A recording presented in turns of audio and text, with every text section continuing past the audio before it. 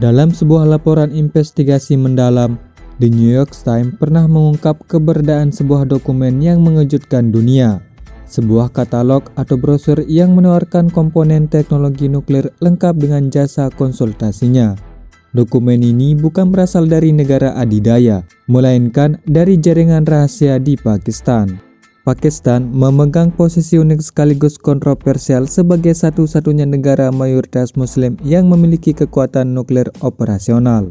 Namun, perjalanan menuju status tersebut bukanlah sekedar pencapaian sains, melainkan sebuah saga spionase, diplomasi transaksional, dan ambisi nasional yang luar biasa. Hari ini, kita akan membedah bagaimana Pakistan berhasil melintasi garis merah nuklir global di bawah penguasaan ketat intelijen dunia. Ironisnya, dasar dari kekuatan nuklir Pakistan diletakkan oleh Amerika Serikat sendiri.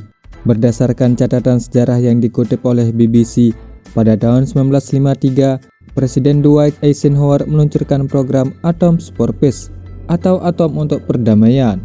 Program ini bertujuan menyediakan teknologi nuklir bagi negara-negara berkembang untuk keperluan sipil, seperti pembangkit listrik dan riset medis. Sebagai sekutu strategis Amerika Serikat dalam membendung komunisme di Asia, Pakistan menjadi salah satu penerima manfaat utama. Ratusan ilmuwan mereka dilatih di laboratorium Amerika, dan sebuah reaktor riset diberikan sebagai hibah. Amerika memberikan kunci pengetahuan tersebut tanpa menyadari bahwa di masa depan, kunci yang sama akan digunakan untuk membuka pintu persenjataan militer. Titik balik ambisi nuklir Pakistan terjadi setelah kekalahan telak dari India dalam Perang tahun 1971.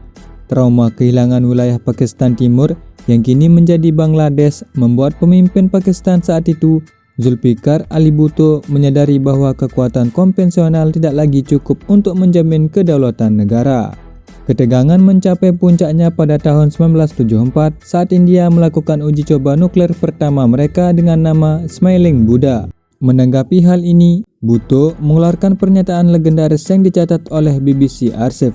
Jika India membuat bom, kami pun akan melakukannya. Sekalipun rakyat kami harus makan rumput karena kelaparan, kami tetap harus memiliki senjata nuklir tersebut. Pernyataan ini menandai dimulainya proyek rahasia yang paling ambisius sekaligus paling beresiko dalam sejarah Pakistan. Karena akses teknologi resmi telah ditutup, Pakistan mengandalkan spionase. The New York Times dalam laporannya mengenai pasar gelap nuklir menjelaskan peran sentral dari Abdul Qadir Khan. Abdul Qadir Khan bekerja di konsorsium nuklir Eropa, Urenco. Abdul Qadir Khan melakukan apa yang disebut sebagai pencurian intelektual terbesar abad ini. Ia menghafal desain mesin sentrifuge pengayaan uranium dan membawa daftar pemasok komponen sensitif kembali ke Pakistan. Di sana, ia membangun jaringan perusahaan cangkang internasional. Melalui perusahaan palsu yang menyamar sebagai produsen peralatan industri ringan termasuk pabrik mentega, Pakistan berhasil menyelundupkan pipa baja khusus, pompa vakum, dan sirkuit elektronik dari Eropa melampaui radar bea cukai internasional. Pertanyaan besar yang sering muncul adalah, mengapa intelijen barat tidak menghentikan mereka?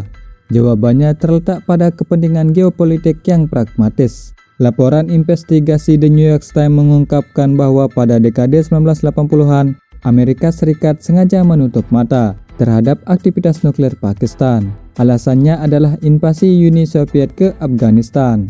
Washington sangat membutuhkan dukungan militer dan logistik Pakistan untuk memasok senjata kepada pejuang mujahidin. Demi memenangkan Perang Dingin, pemerintahan Ronald Reagan memilih untuk terus mengalirkan bantuan militer miliaran dolar ke Islamabad, sembari secara formal mengabaikan laporan CIA mengenai kemajuan nuklir di Kahuta.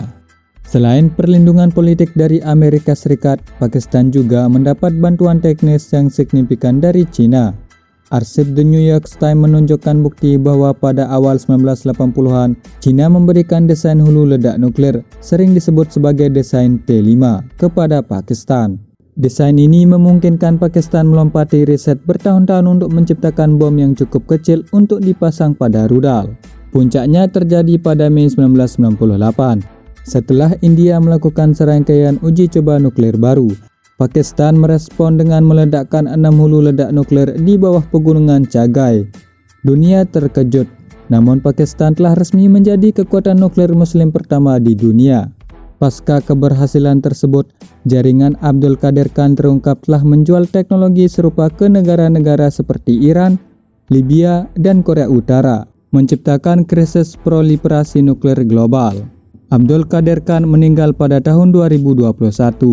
Ia tetap dipuja sebagai pahlawan nasional di tanah airnya, namun dipandang sebagai ancaman paling berbahaya bagi perdamaian dunia oleh komunitas internasional.